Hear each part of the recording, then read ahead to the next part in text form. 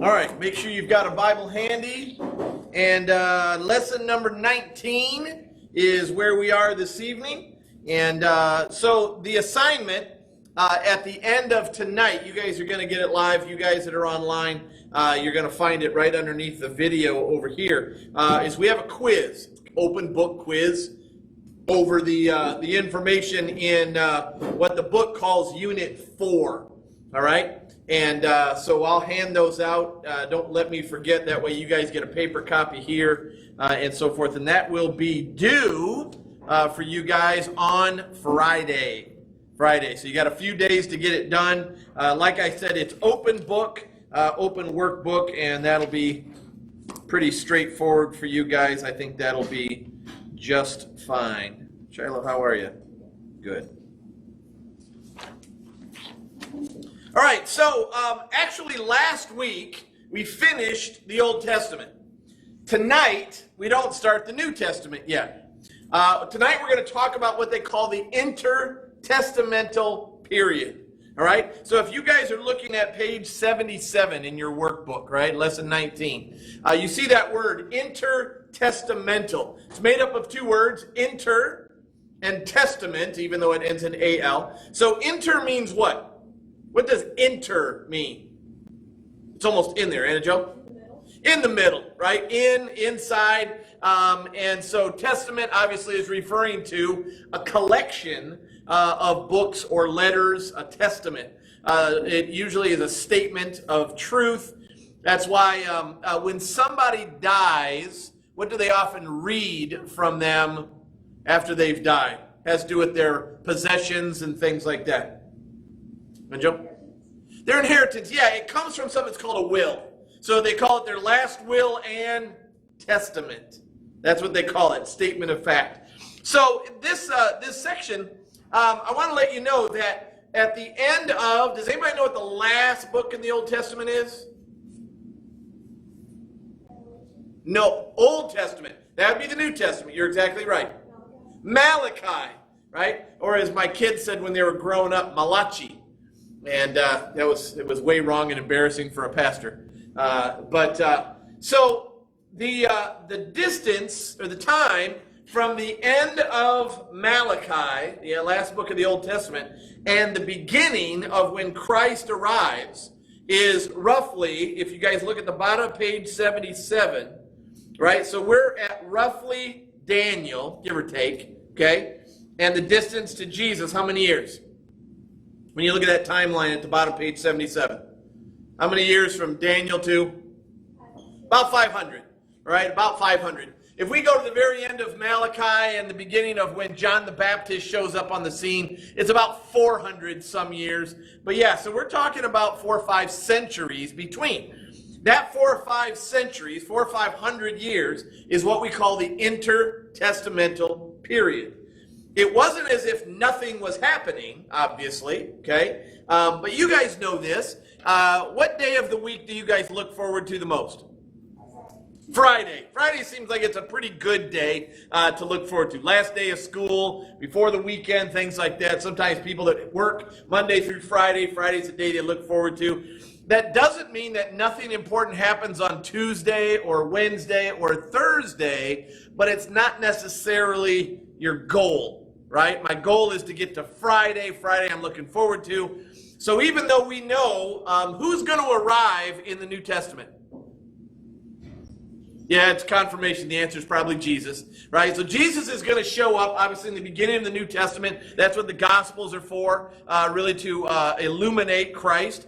And so from the time that Malachi ends, right, in roughly 450 BC, several hundred years pass before Jesus shows up on the scene. And so if that happens, then there's got to be things that are happening in there. The difference is it's not written about. Now, I can tell you guys that if we go back and look at the entirety of the Old Testament, 39 books in the Old Testament, every day, week, month, and year is not accounted for in all of those books. Everybody get that? Okay, it's not all in there. It's not like Genesis 1:1 and then every day after creation is marked all the way out. There's big gaps all over the place, sometimes several hundred years. So the intertestamental period isn't that unusual, but it is worth noting that we've been studying from the beginning of creation all the way up to the prophets, which we covered last week, Malachi being the last, and there is a gap to get through before here getting to the Gospels of Jesus Christ's arrival. So let's just start this way. Top page 77. Give me something important in your life that you struggle waiting for. Something in your life that you struggle waiting for. Shyla? Sometimes birthdays. Birthdays. That's a good one, right? Can't wait for it to be my birthday, right? I think there's going to be gifts involved, maybe some cake, maybe there's visitors, maybe we go someplace special. Yeah, hard to wait for. Give me something else. Tough to wait for.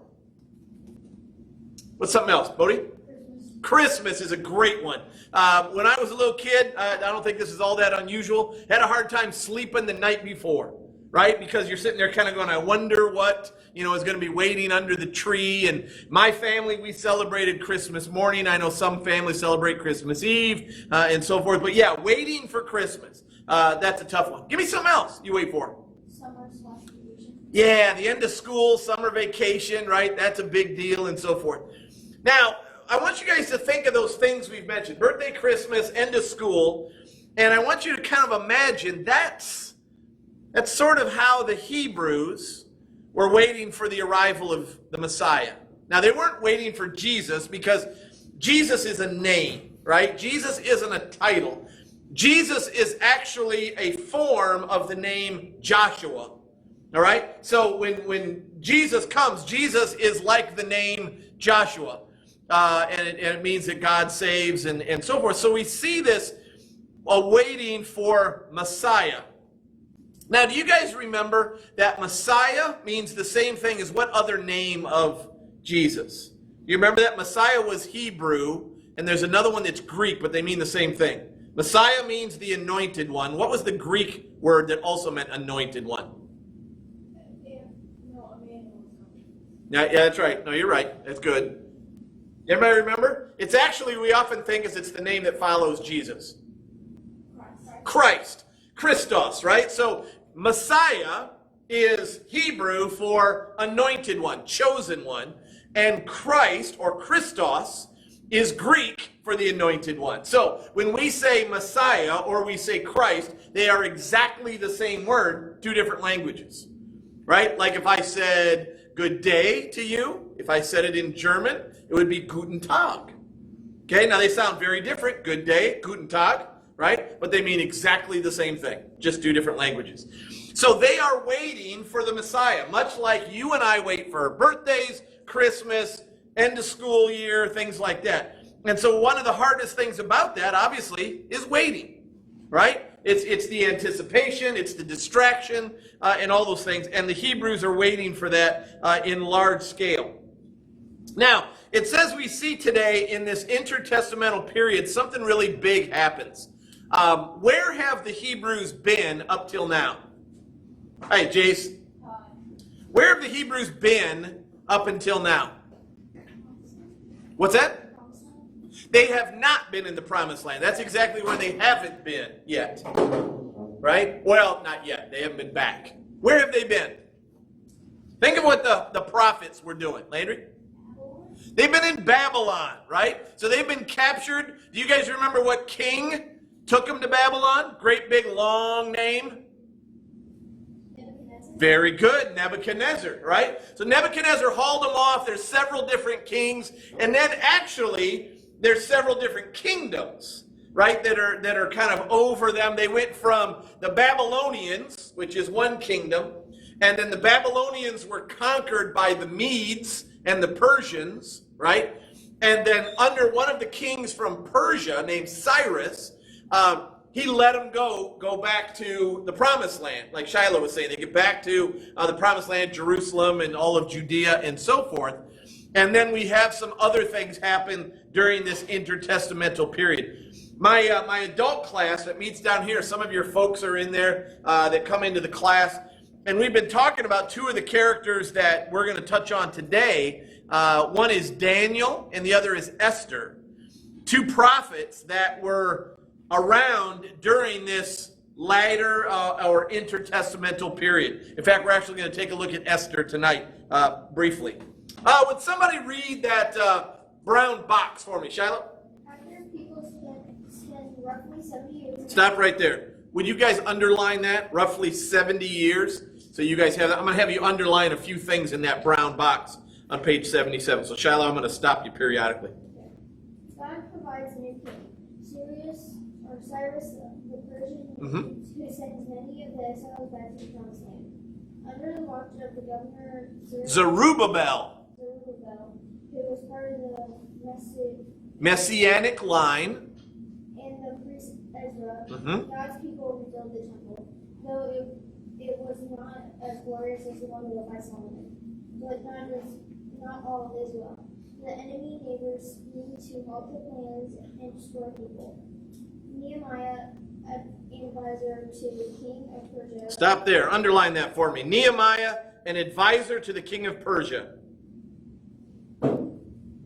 Keep going, Shyla. Returns to Jerusalem not only to rebuild the surrounding wall and defend the city, but also along with Ezra to help establish true worship of God among the people.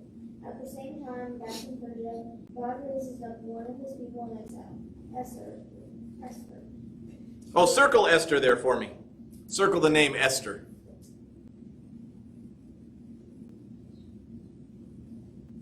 Keep going. Being one of the queens of Persia. Though through her faithfulness and courage, God stops a plot to kill all Jews in the Persian Empire.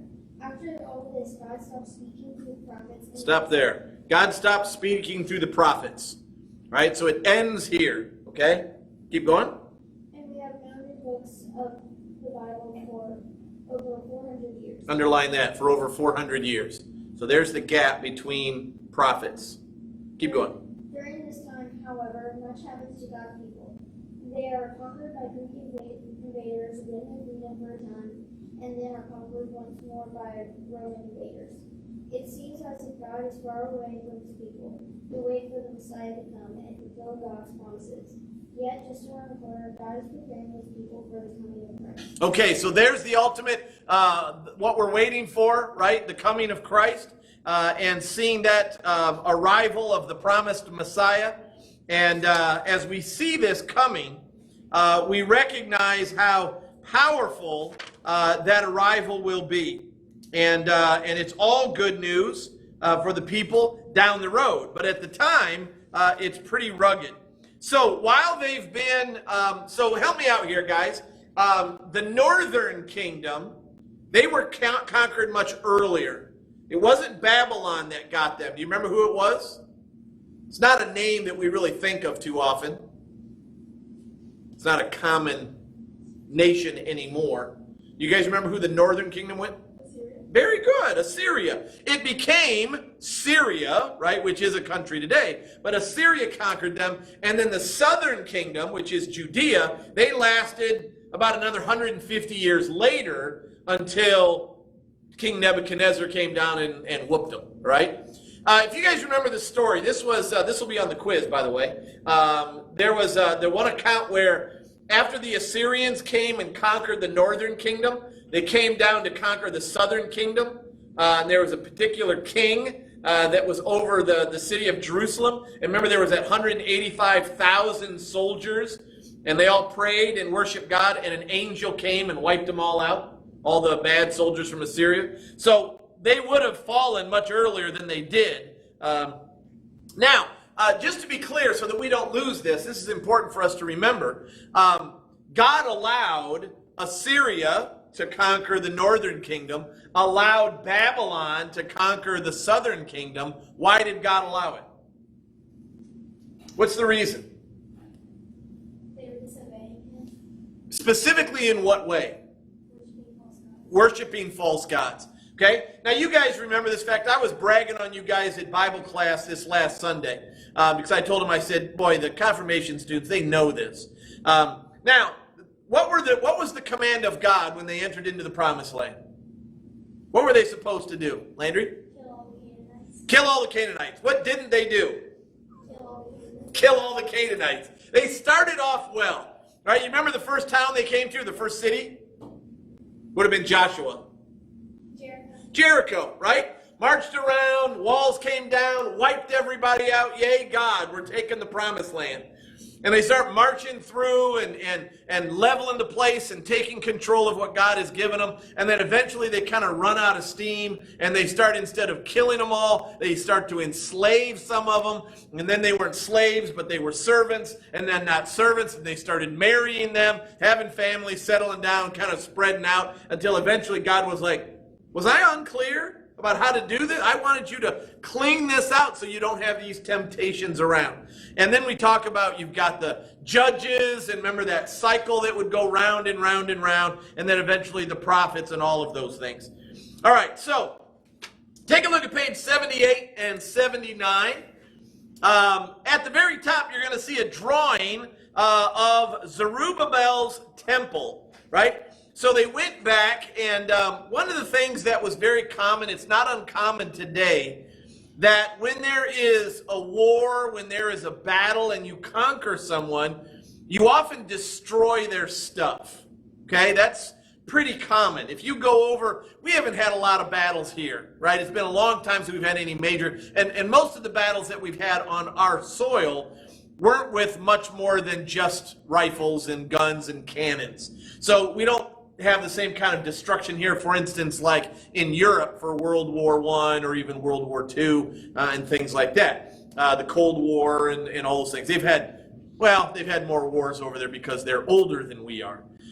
And so when they conquered Jerusalem, one of the things that the Babylonians did early on was they leveled, or at least mostly destroyed, the temple. Now, if you remember, the temple is a pretty impressive drawing or structure. In your books, if you would you leave your finger there where we are and go to page 59.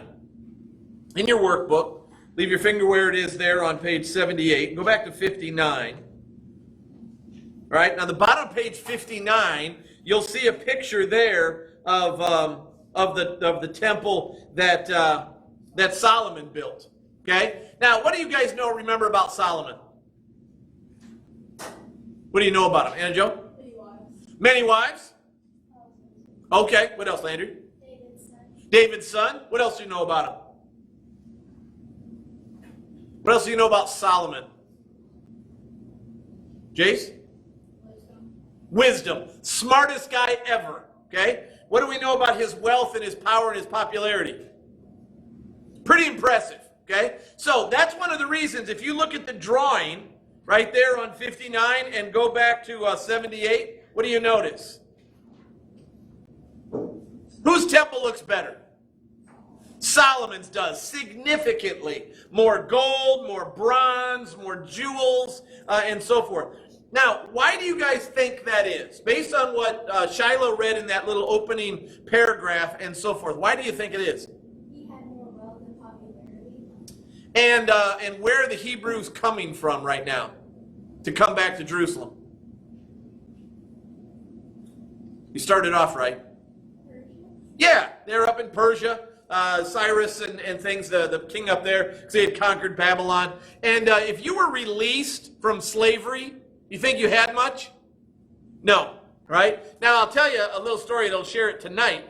Cyrus actually insisted that their masters, who are over them as slaves, to give them some of their wealth. Not a lot of it, but he kind of said, I think it was kind of his way of going, sorry for the bad treatment for the last, 100 years. Here's a little something, and go back and rebuild the temple. All right? So when you take a look at that, you can see some of the breakdown of it. Now, one of the things you'll notice, and this is subtle, but if you guys look on page 59, what do you guys notice on the far left-hand side of the temple that's in that little tiny room? On page 59, there's something. Anna Jo? The Ark of the Covenant. Okay? What do you not notice in the Zerubbabel temple? No ark. So somewhere in between those two, the ark is taken. Okay? I can tell you that to this day, we still don't know where it is. Now, other than Indiana Jones, I think he evidently knows where it is. If you've ever watched Indiana Jones and The Last Crusade, they find it, right? If you don't care about Indiana Jones, it's immaterial. It's just a show. But that was the whole point of trying to find probably one of the most significant archaeological finds ever. Now, in the movie, it's attributed to all these magical, mystical powers of destruction, which actually is somewhat biblical, but also kind of Hollywoodized quite a bit. Anyhow, so in between the Assyrians and the Babylonians wiping out the cities and things like that, the Ark of the Covenant disappears. So they come back to the temple, and they really have to kind of rebuild this temple without all the same things that happened originally, because it was gone, right? It was missing. And it's gone forever.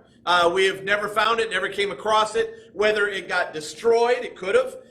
Whether or not, God took it away, I don't know. But obviously, once Jesus comes, that changes a lot of their worship structure, okay? For example, they would sacrifice animals for our sins, right? Lambs and things. In fact, if you guys listen carefully to the sermon this coming Sunday, this is a time when Jesus goes into the temple, makes a whip, and chases out all the money changers who are cheating people and selling animals for sacrifice.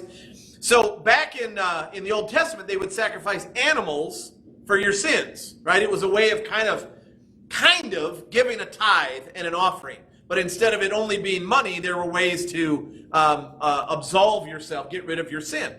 And so you could only sacrifice certain kinds of animals. They couldn't be, for example, you wouldn't sacrifice a dog, but you wouldn't sacrifice a mangy old dog. It'd have to be a purebred dog. Okay, now they don't sacrifice dogs. I'm just using that as an example. If I told you guys an unblemished lamb, you might not understand what that is, right? So they would have goats, lambs, doves. Those were the animals they'd sacrifice. But they had to be, in the eyes of the priests, perfect. Okay? So you couldn't have a lamb, right? A white lamb with a big black spot over its eye, even though we might think that's cute. They'd look at it and go, that's not unblemished. That would be a blemish. Can't sacrifice that one, right? It only got to be pure white and so forth, or the goat's got to be like this and so forth. Well, that got to be pretty corrupted, because they would charge a lot more money in the temple courtyard for a sacrifice if it was unblemished. And so you had people like if you guys, I know you guys don't necessarily give an offering, sometimes you do in Sunday school maybe. Let's say, for instance, instead of the money you bring, we have special church money, right? And this church money, you have to buy it. It's kind of like buying a ticket at a fair, right? You go to the ticket booth and get tickets to ride rides and so forth. And so instead of $1 a ticket, we charge you $10 a ticket. And you're like, boy, it seems kind of steep for one ticket. And you're like, that's what it costs, right? That's what you have to do. And so that corruption was there. And so as they are changing over from sacrificing animals to Jesus being, what did John the Baptist call Jesus when he saw him on the side of the Jordan River? Behold, do you remember? Lamb of God, right? So what he was doing as a prophet, he was saying that there is the final and maybe the perfect sacrifice. It would be really odd for us to call one another lambs, right? Because we're like, I don't understand what that's referencing. But to Jesus, it was referencing that Jesus was the one sacrifice and the last one that's ever needed. So these days, guys, we don't sacrifice animals in front of the church. That'd be kind of gross anyhow, okay? But we don't have that. Even though we have what actually is meant to be designed up there as an altar, that altar is not, you guys just say it is a place we pray or a place where we put communion.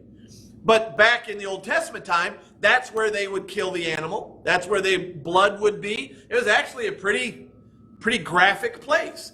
But that was always pointing forward to one day there'd be the perfect sacrifice. But until then, this is what we're going to have to stand in. Okay? All right. So we see in Zerubbabel's temple, top page 78 there, there's no ark. No Ark of the Covenant, but worship still takes place. And it's going to take place for another 400 years before Jesus comes back. They're still going to do the rituals and the ceremonies and the sacrifices and so forth. So you've answered some of the questions we've had there. So as you guys look down on that timeline, I want you to write some numbers for me, right? Those little circles on the timeline. We're going to put some dates in here. So for those of you watching at home, do the same thing. The first dot on the very lower left, down there by that little blue box, I want you to put 530 BC. In that first little dot, bottom left, right above that blue square, 530 BC. So we're 530 years before Jesus, okay? Now we move a little farther down the line, and the next dot you come to, it's going to drop a line down near Esther, and I want you to put 478 BC. 478. A little bit further, third dot, 445 BC. Keep going, next page. There's one right by the seam of the two pages. 435 BC. And the last one on the far, far right is 430 BC. Okay? Anybody need to hear those? Good? Easy. All right. So here's what happens. In the beginning here we have the proclamation of Cyrus. Cyrus is the king. Shyla read this in the beginning. Cyrus is the king of the Medes, the Persians, and so forth. And this actually goes back to Daniel. All right? Now, Daniel had a king. Daniel's actually been through several kings. Nebuchadnezzar's the first one. He's the one that throws Shadrach, Meshach, and Abednego into the fiery furnace. Okay? Shadrach, Meshach, and Abednego, that's not their given names. Their given names were Azariah, Mishael, and Hananiah. And those were three Hebrews that were kind of royalty with Daniel. Okay? And because they kept praying to God, and Nebuchadnezzar got tricked by his officials to saying everybody's got to bow down to you, these guys wouldn't. And then he says, I'm going to throw you in the fiery furnace. Daniel gets out of it, and we don't know why for sure. My guess is that he was busy doing something in another place, because he was kind of the right-hand man to King Nebuchadnezzar. And so then Nebuchadnezzar, he dies, his son takes over, then his son-in-law takes over, and then he dies, and then the Persians and the Medes come in, and that's King Cyrus. He's also known as King Darius, and Darius is the one who builds the giant golden statue. If you don't bow down and pray to it, and so forth, that you get thrown into the lion's den. So kings just seem to have this leverage that they're like, you either do what I say or something bad happens to you. Okay? And obviously he throws Daniel in the lion's den. He feels terrible afterwards because he got tricked into making it happen. And the next day Daniel's alive, and King Darius, or King Cyrus, kind of has this about face. Your God is great. Everybody's going to follow this. And at that point, it starts this softening toward the Hebrews. And that's when the Hebrews are starting to be released from exile or bondage back to their homeland or the promised land. Okay? So, the proclamation of Cyrus. Here it is. If you remember from the last lesson, the tribes of Judah were led into exile by the Babylonians. During their time in exile, the Babylonian Empire was conquered by the Persian Empire. Under new leadership, something happened. Open your Bibles to Ezra. Ezra chapter 1, verses 1 through 5. Ezra chapter 1, 1 through 5. We're going to look in two places in Ezra, so have it open. So you're going to see Ezra, Nehemiah, Esther, all in a row. Okay? So, somebody have a page number? What verse? Ezra 1, 1. 458. 458? That's a good guess. 458. If y'all have the same Bible, that'd be right. Some of you might be off by a little. So I think there's two different Bibles floating around. Ezra 1, 1. Micah, do you have it? Yep. Read 1 through 5 for me. In the first year of Cyrus, king of Persia, that the word of the Lord by the mouth of Jeremiah might be fulfilled, the Lord stirred up the spirit of Cyrus, king of Persia, so that he made proclamation throughout all his kingdom, and also put it in writing. Thus says Cyrus, king of Persia, the Lord, the God of heaven, has given me all the kingdoms of the earth, and he has charged me to build him a house at Jerusalem, which is in Judah. Whoever is among you of all his people, may his God be with him, and let him go up to Jerusalem, which is in Judah, and rebuild the house of the Lord, the God of Israel. He is the God who is in Jerusalem. Let each survivor in whatever place he sojourns be assisted by the men of his place, with silver and gold, with goods and with peace beside free will offerings for the house of God that is in Jerusalem. Then rose up the heads of their fathers' houses of Judah and Benjamin, and the priests and the Levites under the Holy Spirit God has stirred to go about to rebuild the house of the Lord that is in Jerusalem. Perfect. Thank you, Micah. So it asks here from the text, find all the ways that God was working through the Persian king. I want to give you 3 things to write down under here. Maybe 3 bullet points, right? So the first thing that King Cyrus proclaims is that he is going to build a temple in Jerusalem. So jot that down. Build a temple in Jerusalem. Right? That's the first thing. And the second thing God moves him to do is to release the Jews to go home. Release the Jews to go home. All right, and the third thing is that their masters, because they were slaves, their masters would contribute money to the cause, right? The masters would contribute money to the cause, silver and gold and so forth. And so he commands this. So this is really, even though it's not like the Jews deserve this, right? Because they were in Babylon for what reason again? Why were they there? Why were the Jews in Babylon? They were captured. Why did God allow them to be captured? They were worshiping false gods. Yeah, they disobeyed, all right? And so it was a punishment, okay? So it's kind of like, all right, this isn't a great example because it's not great parenting, but if when my kids were little, you guys know Megan, she's my daughter. When she was little, she didn't get in a lot of trouble, but let's just assume for a second she did. If I send her to her room, and say, you're going to go to your room because you've been disobedient, you're going to have to go to your room to think about it, and then after about a certain amount of time, 2-3 hours, Mrs. Gledhill goes and says, you can get out. That's kind of what happens to the Hebrews. Somebody, Nebuchadnezzar, sent them to their room, Babylon, right? And then after a certain amount of time, another king says, you can now go back. You can now go back to the rest of the house, go back and play, go back and watch TV, whatever the case may be. All right? So while the new temple was built, you can see the picture above, while it was being built, what happens? If you guys are in Ezra, go to Ezra 3, 10 through 14. Right? Shyla, do you have it? Read those verses for me. And when the builders laid the foundation of the temple of the Lord, the priests in their vestments came forward with trumpets, and the Levites, the son of Ezra, with cymbals to praise the Lord, according to the directions of King David, king of Israel. And they sang responsibly, praising and giving thanks to the Lord. For he is good, for his steadfast love endures forever toward Israel. And all the people shouted with a great shout, and when they praised the Lord, because the foundation of the house of the Lord was laid.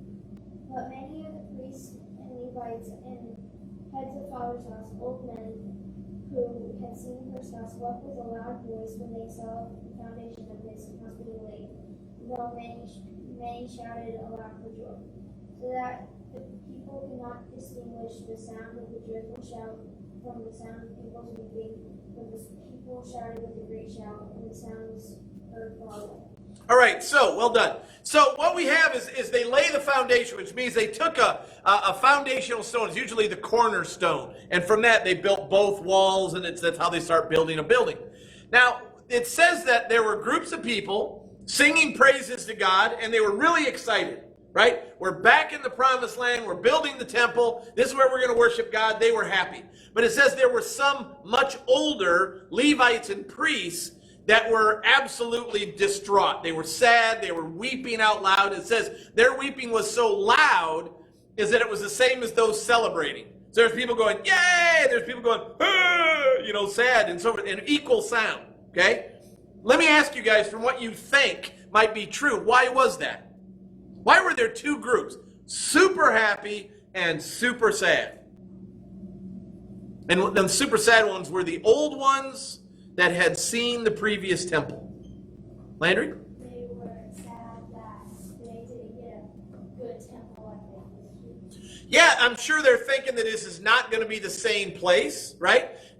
Imagine that you guys come on Sunday morning to church and there's been a terrible fire and half of the church is burned down, right? And half of the sanctuary is gone. The rooftop is gone. It's all charred and burning. And you're like, well, we're going to have to rebuild it. Wouldn't it be a little sad to look at it like that, right? And then they say, well, we're going to rebuild it, but we don't have a lot of money from the insurance, so it's going to be half the size. And we're not going to have pews anymore. We're going to have to all sit on these white chairs. And we're going to string 2x4s between them. We're going to sit on 2x4s. And you might kind of go, that doesn't sound like as nice as our last church. Our last church had a gymnasium and things like that. And this one won't have that. And you kind of, so some people were really happy we're going to have church, right? A temple. And then others were really sad because they're like, we're so sad because for one, we had a really beautiful church before, and I also think there was sadness because they realized why they had to leave, right? That they had been, as Landry has pointed out a couple of times, that they were disobedient, and they felt very sorry for their sins, very repentant. So, under that paragraph, I want you to write this, and you guys at home too. So, how did they respond? What happened? Both joy and sadness, right? So there is joy and sadness at the same time.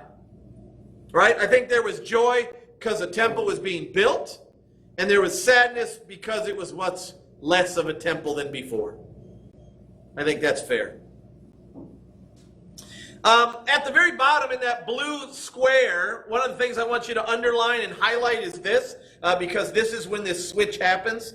It says, God's people started being known as less as Hebrews or Israelites and more as Jews. Underline that for me, please. They became known less as Hebrews or Israelites and more as Jews.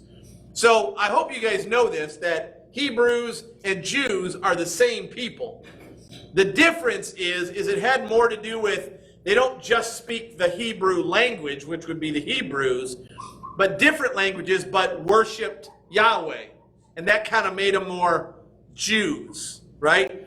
So, like when we first came to this country, right, the first settlers, they would have been referred to as English. Mostly because that's a language they spoke, and also they came from England. At least a lot of the ones that came to the East Coast. And then after a while, we're known as Americans, okay? Because we're here, but American isn't really a language. It's a people, okay? So that's kind of what's happening here. Hebrews and Israelites, now they're kind of called Jews. It's not wrong to call them Hebrews. It's just kind of the trend that starts to change, okay? All right, so let's keep moving here. The next one is Esther. Would somebody read that for me, that paragraph on Esther? Shyla, go ahead. Around this time, back in Persia, God was doing something amazing. Esther, a young Jewish woman who was chosen to be one of the queens of the Persian king. This happened at the exact same time a man entered the Persian court was ready to kill all the Jews in the empire. God used her to keep this from happening. Find the book of Esther in the Bible and read about the celebration in Esther 8:16. Very good. All right, if you're in Ezra, go forward 2 books. Ezra, Nehemiah, Esther. Go to Esther 8.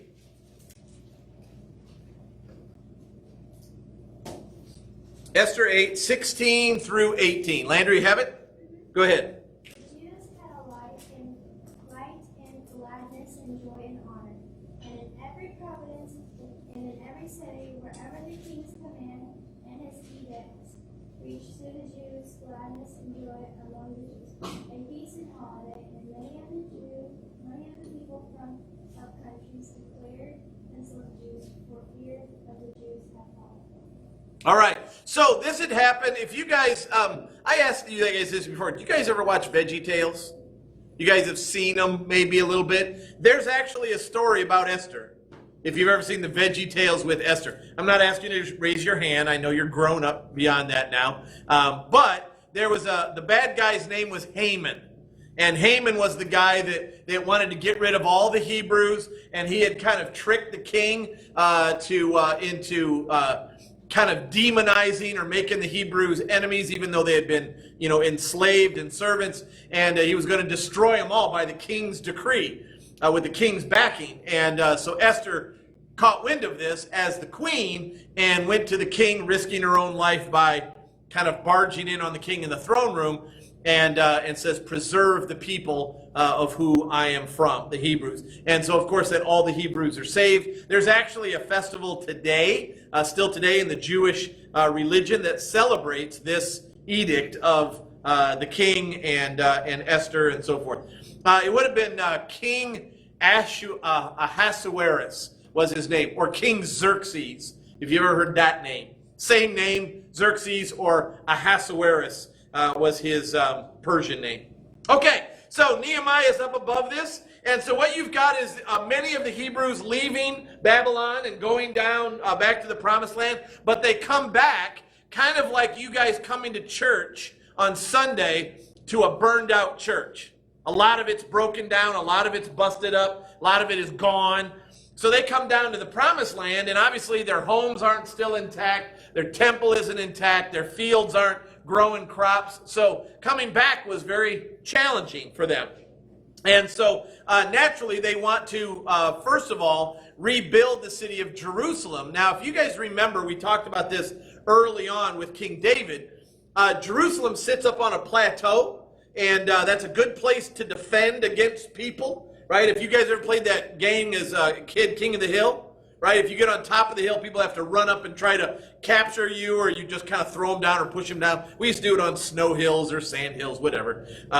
Seems to be a very barbaric game. But anyhow, Jerusalem sits up on this plateau, but as it got conquered by Babylon, the walls, many of them were destroyed, so not really a good place to be fortified because it didn't have any protection around it. So what Nehemiah does is, through the assistance of the king, Cyrus, goes back to Jerusalem to rebuild the city. The problem is, and Shyla read this in the very beginning of the lesson today, is that most of Israel's enemies, most of the Jews' enemies, didn't want them to rebuild the city, right? You wouldn't want to. If you had an enemy that was weak, that's the kind of enemy you want, and they're easy to beat. But they move back to the Promised Land, and they're like, we're going to take control again. And they're like, well, we don't want you to take control. We don't like you. And so that's the Hittites and the Girgashites and the Perizzites and things like that. Perizzites, not parasites. All right, Nehemiah. Jace, would you read that section under Nehemiah for me? No, though the temple, under Nehemiah. See it? There you go.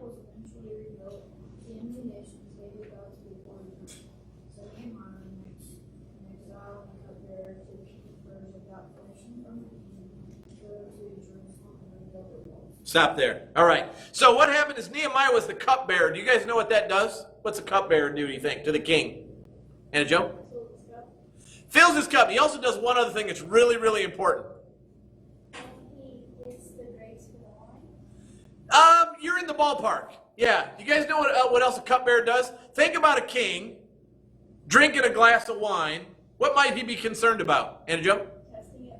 Exactly. He would drink the wine for the king. So if it was poison, he'd die and the king would be spared.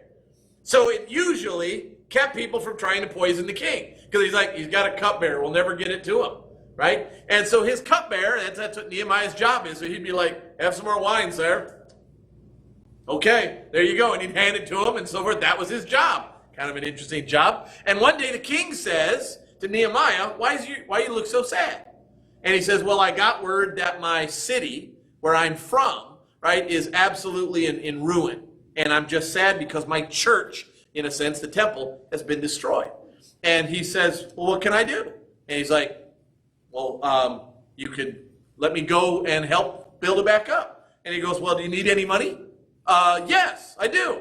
And I'll need some wood. And I'll need these. And the king just kind of goes, yeah, I'll help you out.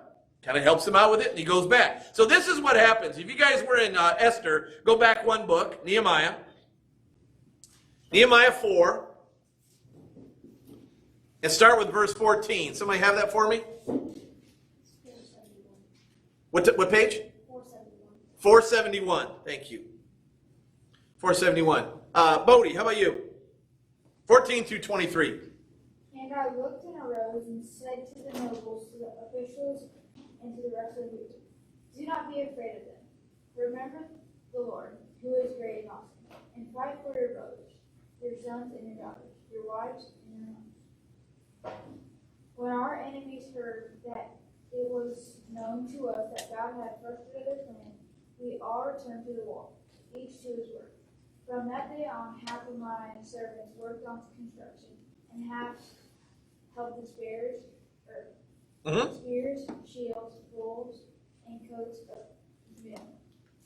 And the leaders stood behind the whole house of Judah, who were in the building on the wall. Those who carried burdens were loaded in such a way that each labored on the work with one hand and held his weapon with the other. And each of the builders had his sword strapped at his side while he built. The man who sounded the trumpet was beside him. And I said to the nobles and to the officials and to the rest of the people, the work is great and widely spread. All right, stop there. Stop there. So what's one thing that sticks out in your mind from this section? Here's what I think you ought to write down. Is when they worked with one hand holding a weapon, and with the other hand, they fixed the wall. So that's how much danger they were in, right, from their enemy. So with one hand, they're like holding a sword, and with the other hand, they're, piling on cement or something like that, to move rocks and so forth. So they were under constant watch of their enemies. Now, here's what I want you to think about. This next line here, it says, how is this like the church today? Have you ever had to come to church with a sword or a gun? What do you think that means, though, for us? How would we be like Nehemiah and the Hebrews coming to church?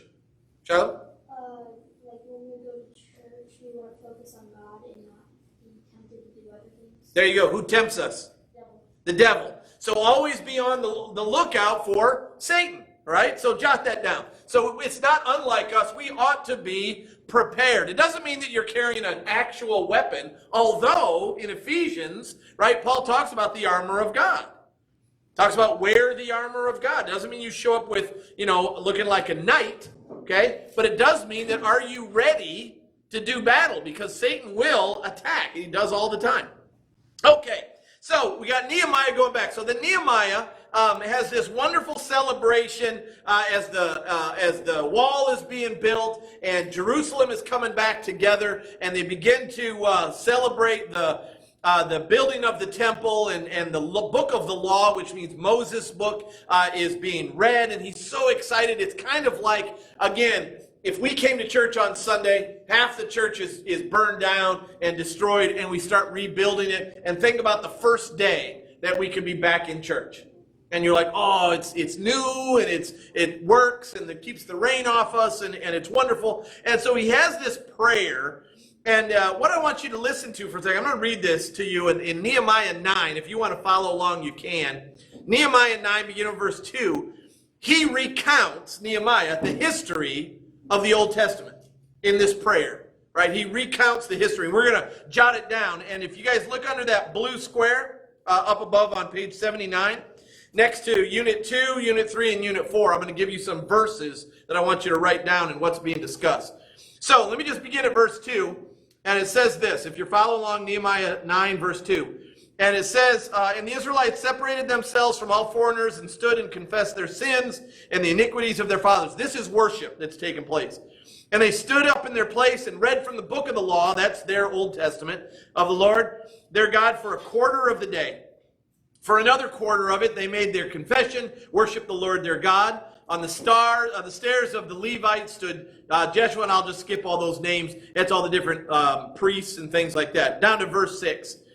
It says, you are the Lord, you alone. You have made heaven and heaven of heavens, and with all their hosts, the earth and all that is on it, the seas and all that are in them, and you preserve all of them, and the host of heaven worships you. You are the Lord, the God who chose Abram, brought him out of Ur of the Chaldeans, and gave him the name Abraham. You found his heart and faithful before you, and made with him the covenant to give his offspring the land of the Canaanite, the Hittite, Amorite, Perizzite, Jebusite, Girgasite, and you have kept your promise, for you are righteous. So in Unit 2 that we've covered, and that's why we're reviewing this right now. Unit 2 is, just write this down next to that, verses 6 through 8. I just read it. Verses 6 through 8. And it really covers creation through Abraham. So jot that down next to Unit 2. Verses 6 through 8, and creation through Abraham. So what we covered in Unit 2, this is way back in November now for you guys. We started with, remember, the creation of the world? And when you look at verse 6, you have made the heavens of the heavens, and all the hosts, the earth and all that is on it, the seas and all that is in them. He's talking about creation. So as Nehemiah is praying this prayer, he's like, guys, remember, God made everything? And then he had this person that he singled out, Abram, and he called him Abraham, and he said his offspring will have the promised land and all of these things. And so that is creation all the way up through Abraham, which is Unit 2. Okay? Then he goes on, and we're going to see this is Unit 3. I'm not going to read all this because this is huge. But starting with verse 9, and you saw the affliction of our fathers in Egypt, and heard the cry at the Red Sea, and performed signs and wonders against Pharaoh. What's he talking about here? Well, not Joseph. No, because he's talking about here the cry out of Egypt, the cry at the Red Sea, performed signs and wonders against Pharaoh. See, Pharaoh wasn't the bad guy. So who's the bad guy when Pharaoh's a bad guy? Well, what's happening when Pharaoh's a bad guy? Let me keep reading. And all the servants and all the people of his land, for you knew that they acted arrogantly against our fathers, and you made a name for yourself as it is to this day. And you divided the sea before them so that they went through the midst of the sea on dry land, cast their pursuers into the depths as a stone into mighty waters. Who are we talking about? Moses. All right? So that is Moses. And remember, so Nehemiah in this prayer is recounting their history. Okay? So Unit 3, there, write this down. Unit 3, in his prayer, it's really covering verses 9 through 31. Big section. 9 through 31. And what he's covering is Moses through the judges. Right? Moses through the judges. Which is why Unit 3 covers that. Okay? If I go to verse 27, if you guys have it open, would you look at verse 27? Right? And verse 27, let's see. Anna Jo, would you read that? Verse 27? Should be therefore. Chapter 9, verse 27.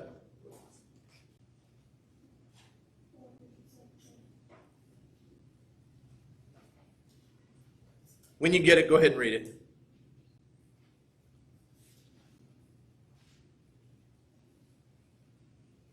Which verse? 27, just 27. Therefore you gave them into the hand of their enemies, who you made them suffer. And in the time of their suffering they cried out to you, and you heard them from heaven. And according to your great mercies you gave them saviors, who saved them from the hand of their enemies. Perfect. Now those saviors, you guys notice that it's not capitalized. So it's not talking about the Savior, Jesus. It's talking about they had saviors, plural. Those are the judges. You guys remember the cycle, right? They misbehave. People come in, they conquer them, and then they whine because they're being oppressed. And then God sends a judge, rescues them, takes them back to the promised land, and the cycle continues. So that's the reference. All right. Unit 4, beginning at verse 32, it says, "Now therefore our God, the great and mighty and awesome God, who keeps covenant and steadfast love, let not all the hardship seem little to you that has come upon us and upon our kings, our princes, our priests, our prophets, our fathers, all your people since the time of the kings of Assyria until this day." So, Unit 4 is covering, write this down, verses 32 through 38. 32 through 38, and this covers the kings through their return to Jerusalem, which is where we're finishing up today. From the kings to the return to Jerusalem, because it mentions there the kings of Assyria. So it's really interesting that Nehemiah, that's a question in your quiz, by the way, Nehemiah is praying a prayer to say, God, thank you for, and then he starts recounting the history. But throughout this history, what he says, down underneath it says, discuss what is at the heart of Nehemiah's prayer. It's this. Write this down. Right? He's asking God to continue to fulfill his covenant. He's asking God to fulfill his covenant. Now, what's covenant another word for? You guys remember? And Joe? Promise. Promise. Bingo. Right? So what he's doing, he's like, basically Nehemiah is praying, saying, God, remember how you watched over us and how you gave us Abraham and how you preserved his family and how you gave us judges and how we had kings and they were lousy and we're sorry about that. And then you had us taken away into exile and now you've brought us back and we love you and would you please keep your word, right? To bring a Messiah, right, into the world. And so he's really recounting this not only for the sake of the people to go remember where we've come from and where we've been and where we are, but also to pray to God and say, God, you are a God of promises. And so we hope and pray that you keep your word. Okay, so up the top right there, let's finish with this. Congrats, you've made it. The last book of the Old Testament is the last prophecy that God sent before John the Baptist. So even though Malachi is the last prophet of the Old Testament, he's not the last prophet. The next prophet is John the Baptist, but it is about 400 years in between the two. All right? If you can, turn in your Bibles to Malachi chapter 4. Malachi chapter 4. Last book of the Old Testament. So if you got to Matthew, you went too far. Malachi 4, 2 through 6. Give me a page number. Leah, you have it? 955? All right, 955. Try that. It's the last book of the Old Testament. It's the last chapter of the last book of the Old Testament.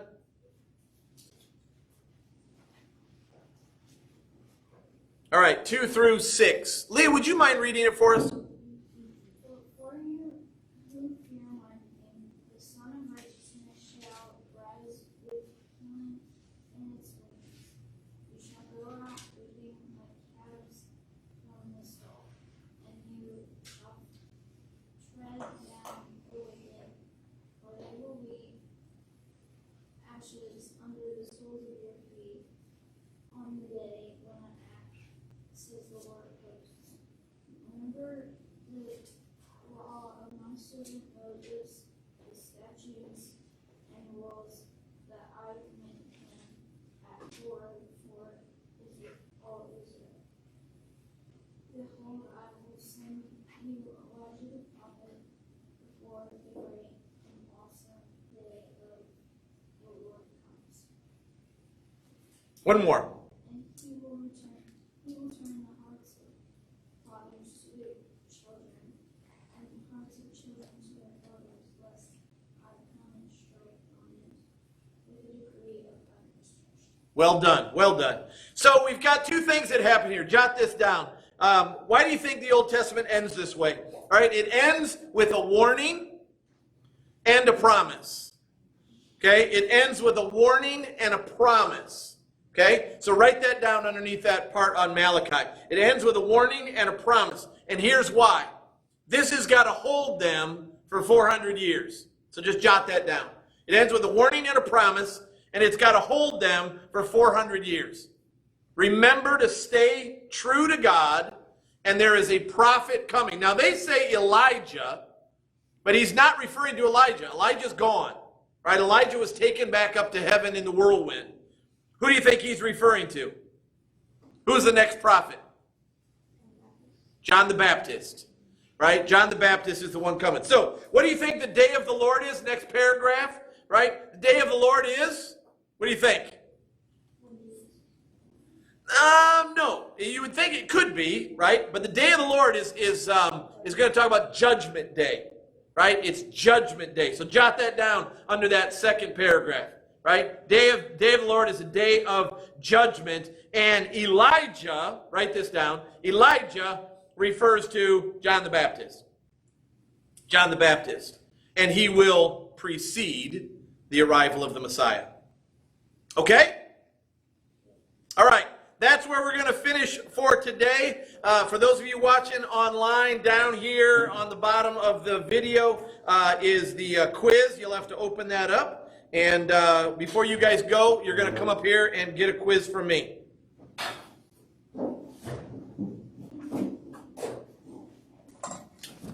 come on up. Tell you what, Shiloh, just hand one of those out to everybody, please.